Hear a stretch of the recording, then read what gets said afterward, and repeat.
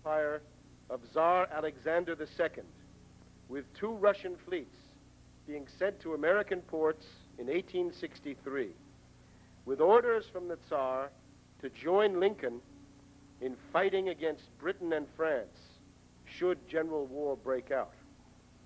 Mazzini, Urquhart, and their assets will pull out all the stops to isolate Russia and blow up Eastern Europe. In the midst of these preparations, we have the emergence of young Israel, Bnai Brith, as an ideal British weapon against both the United States and Russia, and also against other nations. Lord Palmerston's enthusiasm for Zionism was stimulated during the Middle East crisis of 1840, when France backed the rebellious satrap of the Ottoman Sultan. The British found that while the French were the official protectors of the Roman Catholics in the Turkish Empire, and the Russians were the patrons of the Orthodox, the British had no group of Anglicans or Puritans to sponsor. The British turned their attention to Armenians and Jews.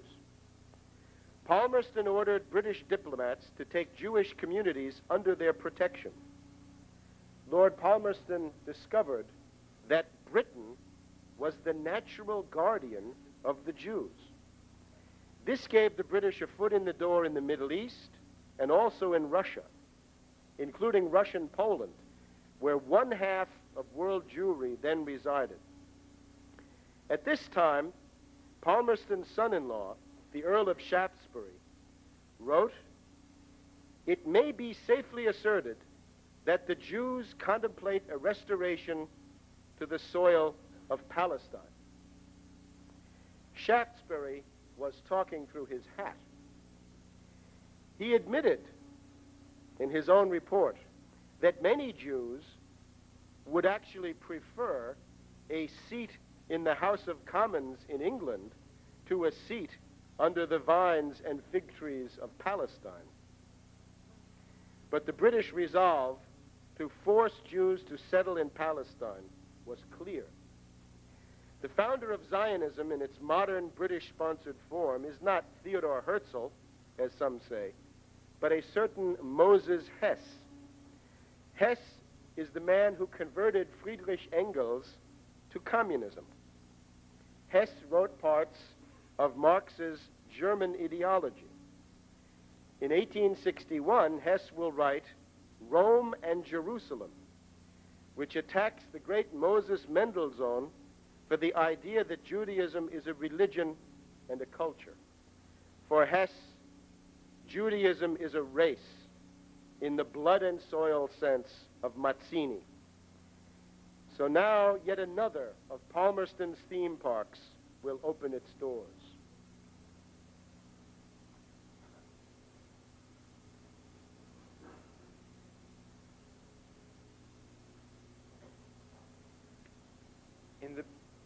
In the Bnai Brith official authorized history, it says, Bnai Brith's relationship to the Civil War presents something of a mystery. They say that the arrest of the Bnai Brith's leader in Washington as a Confederate spymaster was unfair. They say that no one can account for why the group was not pro-Union, when most Jews were pro-Union and Bnai Brith's lodges were almost all in the north. Indeed, Jewish soldiers in the Union Army were intensely proud, mostly German immigrant anti-slavery Republicans. To solve the mystery, we go back 20 years before the start of the American Civil War. British Foreign Minister Palmerston launched Zionism in 1840. He wrote that the Jews desired to return to Palestine. Abba Eban points out that the Jews knew nothing about this. And a month later, the British landed troops in Palestine for the first time.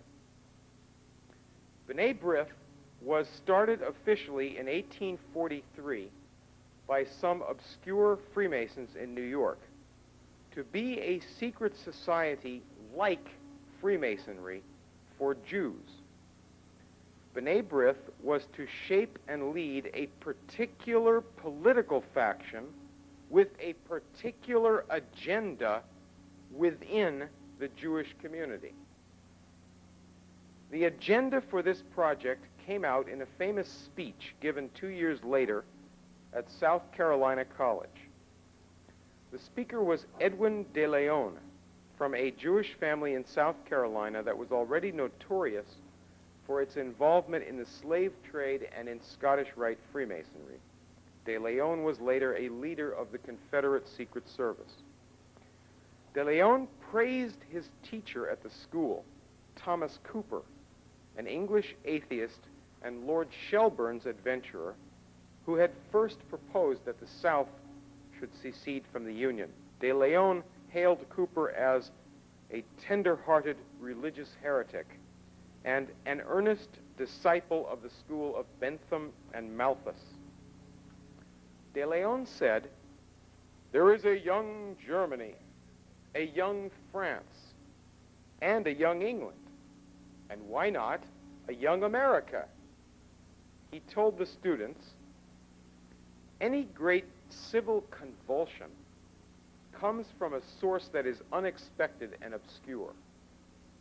In the French Revolution," he said, "the priests and nobles were only the flax with which the flame was kindled, but those who first applied the spark were the filthy, obscure savants of the Enlightenment."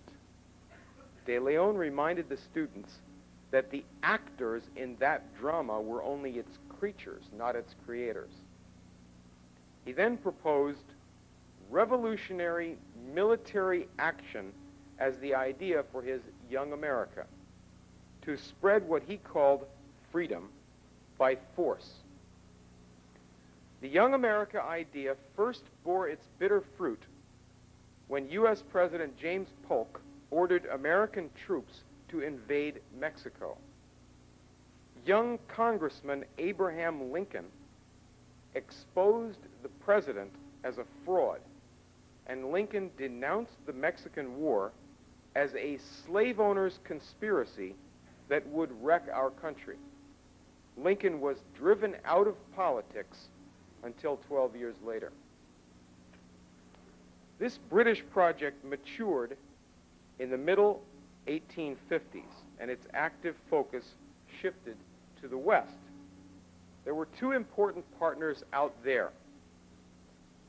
Isaac M. Wise, B'nai Brith Midwest leader based in Cincinnati, and Killian H. Van Rensselaer, a British military operative and Scottish Rite Mason Northern leader, also based in Cincinnati. Between 1854 and 1860, they spread a pro-slavery secessionist terrorist group along this route, the Knights of the Golden Circle. Wise's B'nai Brith organization spread southward along the identical route. Their plan was to spread slavery into Latin America and the U.S. West, and to break up the USA into several small countries. In Louisiana, United States Senator Judah Benjamin and Scottish Rite Southern Mason leader Albert Pike worked together on this terrorist secession project.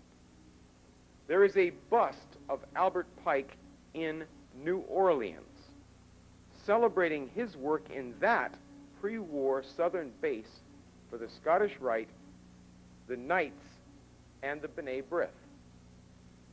Judah Benjamin's relative, his uncle's brother Manny, had earlier written the Masonic Order creating the Scottish Rite organization, in which the Scottish Rite Northern organization, in which Wise and Van Rensselaer were now leaders. This order was written by Judah Benjamin's uncle's brother Manny. To start the Civil War, this pre-organized anti-Union terrorist force would strike for secession in the South. Those who stayed in the North during the war would be known as Copperheads, with headquarters in Ohio. Before the war, Isaac Wise had two B'nai Brith local leaders in Cleveland, Simon Wolfe and Benjamin F. Paik-Soto. Wolfe and Paik-Soto also worked as political agents for Democratic Party boss August Belmont, the United States representative of the Rothschild banks, chief moneybags to the British Crown and British puppets. Banker Belmont paid for the Knights of the Golden Circle and Young America projects, which he helped plan while he was U.S. ambassador to the Netherlands. Benjamin Paik-Soto was editor of the Cleveland Plain Dealer, a violently pro-Copperhead newspaper that furious citizens forced to shut down during the war. Wolfe and Paik-Soto ran a Hebrew amateur acting group which included their non-Hebrew friend, John Wilkes Booth. The war started in 1861. Simon Wolfe went to Washington as the B'nai Brith representative in the national capital. In Washington, Wolfe joined Albert Pike's Southern Scottish Rite and Judah Benjamin's Confederate Secret Service operations. Wolfe was almost immediately arrested by U.S. Army Counterintelligence Director Lafayette Baker, who worked directly for President Abraham Lincoln and for Lincoln's Secretary of War, Edwin M. Stanton. The B'nai Brith was understood to be a Confederate intelligence front. Their official history says the cruel and ruthless Colonel Baker had Simon Wolfe arrested, quote, solely because he was a member of B'nai Brith, unquote. At the time, they say, Wolfe was defending several Southern Jews arrested in Washington and charged with being Confederate spies. Meanwhile, in Cincinnati, Isaac Wise's cohort, Julius Ox, got in trouble when his wife Bertha was arrested for smuggling drugs to the Confederate Army in her son's baby carriage. Later, Julius and Bertha Ox's son, the white supremacist Adolph Ox, you can see on the right, married Isaac Wise's daughter, that's to his right, and then bought the New York Times. Their daughter is here seen marrying Arthur Sulzberger. The U.S. Navy won an 1862 Mississippi River battle, and the U.S. Army took Memphis, Tennessee. Isaac Wise's Memphis B'nai Brith agent, the British-born Abraham E. Frankland, was arrested and admitted being a Confederate spymaster.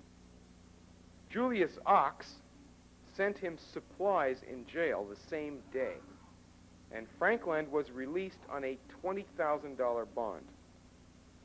We'll hear more of this degenerate Frankland shortly. The next year, B'nai Brith leader Isaac Wise was nominated at an Ohio convention to run for state senator on the radical anti-union Copperhead election ticket. Wise's running mate for Ohio governor was Clement Vallandigham, then in exile in Canada, whom President Lincoln had banished from the country as America's leading traitor. The B'nai Brith's leader's candidacy caused a crisis and a newspaper scandal. the Cincinnati Jewish community was overwhelmingly pro-union. His own synagogue issued a formal demand for him to withdraw that forced Wise off the ticket.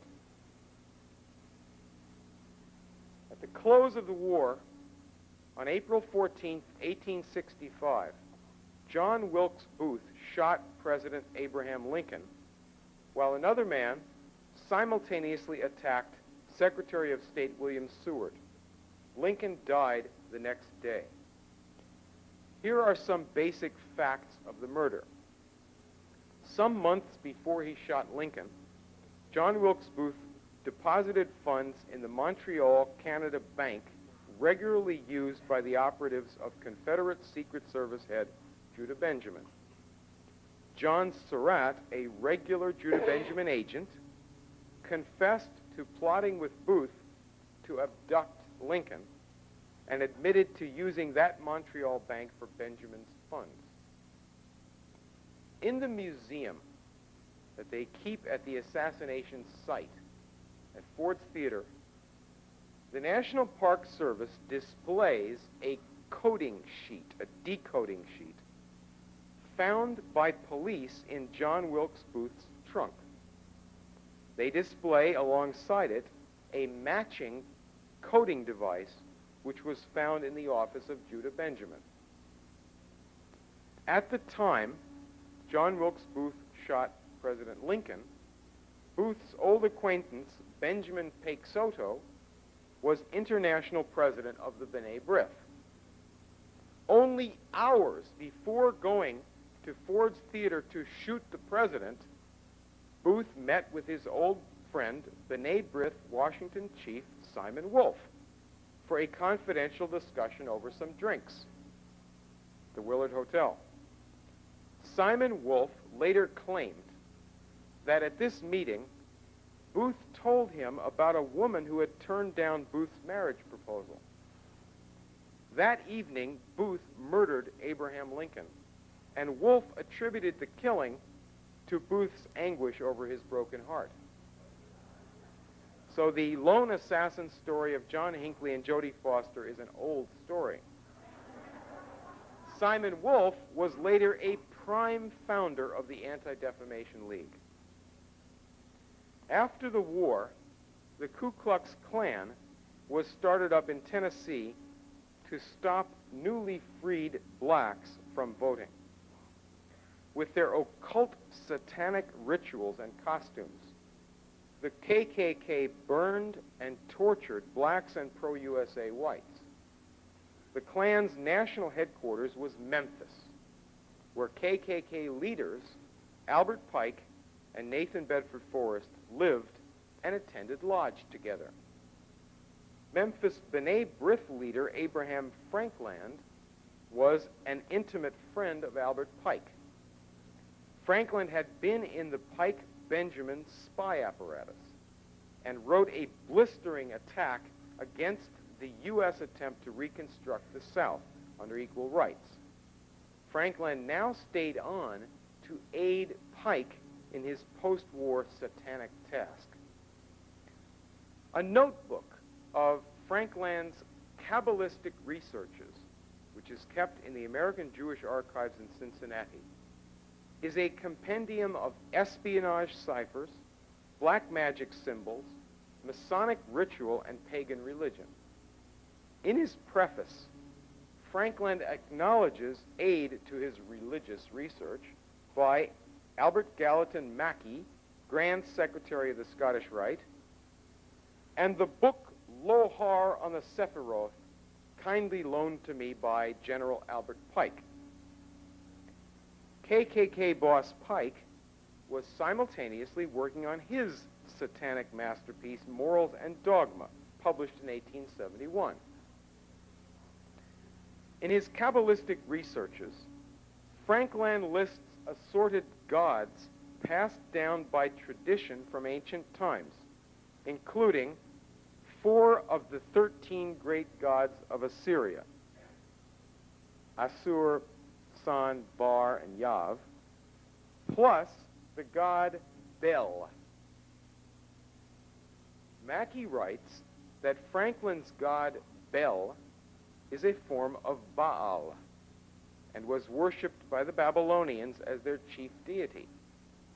This is, of course, the false god which the Old Testament Jewish prophets warn the people against. Mackey says that since 1871, the Royal Arch Masonic system has combined Bel with Jah for Jehovah and On for the Egyptian sun god into Jah Bel On as an explanation for God. The Hebrew menorah, blasphemously used in the Royal Arch Masonic ritual, is displayed in the Alexandria, Virginia Masonic Temple. Other pages of Frankland's notebook contain cipher and private cipher,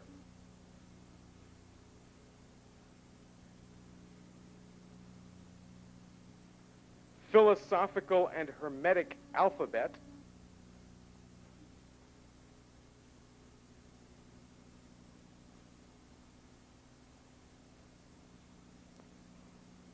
cipher of the Rose Cross,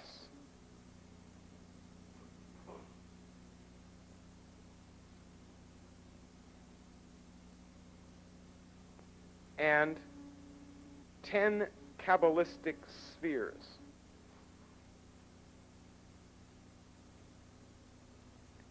In his Morals and Dogma, KKK boss Albert Pike celebrates the collaboration between these two Memphis Masonic chiefs, Pike and Frankland, at the height of the bloodiest assassination wave in U.S. history. Pike says, "One is filled with admiration on penetrating into the sanctuary of the Kabbalah, at seeing a doctrine so logical, so simple, and at the same time so absolute, a philosophy summed up by counting on one's fingers. 10 ciphers and 22 letters. A triangle, a square, and a circle. These are all the elements of the Kabbalah." So, as their Ku Klux Klan murdered its way to power, Albert Pike appointed Abraham Frankland the head of the Scottish Rite of Freemasonry for the state of Tennessee and an emeritus member of the Supreme Council. Simultaneously, Isaac Wise appointed Abraham Frankland the president of the Bnai Brith district for Tennessee, Mississippi, Alabama, and Arkansas. At the beginning of this century, Isaac Wise's grandson, Adolph Ox, the owner of the New York Times, wrote a series of editorials attacking black voting rights in those southern states. This vicious editorial campaign helped swing the North behind the new anti-black Jim Crow laws which were then being written, which finally reversed rights gained by Union blood during the Civil War. The Ox-Sulzberger family, a great power in the B'nai B'rith, has remained in control of the New York Times ever since.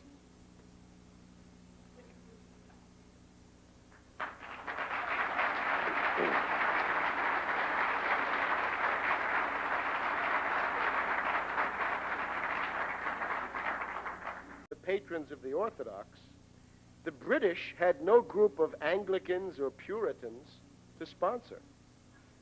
The British turned their attention to Armenians and Jews. Palmerston ordered British diplomats to take Jewish communities under their protection. Lord Palmerston discovered that Britain was the natural guardian of the Jews. This gave the British a foot in the door in the Middle East and also in Russia, including Russian Poland, where of young Israel, B'nai Brith, as an ideal British weapon against both the United States and Russia, and also against other nations. Lord Palmerston's enthusiasm for Zionism was stimulated during the Middle East crisis of 1840, when France backed the rebellious satrap of the Ottoman Sultan. The British found that while the French were the official protectors of the Roman Catholics in the Turkish Empire, and the Russians were the empire of Tsar Alexander II, with 2 Russian fleets being sent to American ports in 1863, with orders from the Tsar to join Lincoln in fighting against Britain and France should general war break out. Mazzini, Urquhart, and their assets will pull out all the stops to isolate Russia and blow up Eastern Europe. In the midst of these preparations, we have the emergence in England to a seat under the vines and fig trees of Palestine. But the British resolve to force Jews to settle in Palestine was clear. The founder of Zionism in its modern British-sponsored form is not Theodor Herzl, as some say, but a certain Moses Hess. Hess is the man who converted Friedrich Engels to communism. Hess wrote parts of Marx's German ideology. 1/2 of world Jewry then resided. At this time, Palmerston's son-in-law, the Earl of Shaftesbury, wrote, "It may be safely asserted that the Jews contemplate a restoration to the soil of Palestine." Shaftesbury was talking through his hat. He admitted in his own report that many Jews would actually prefer a seat in the House of Commons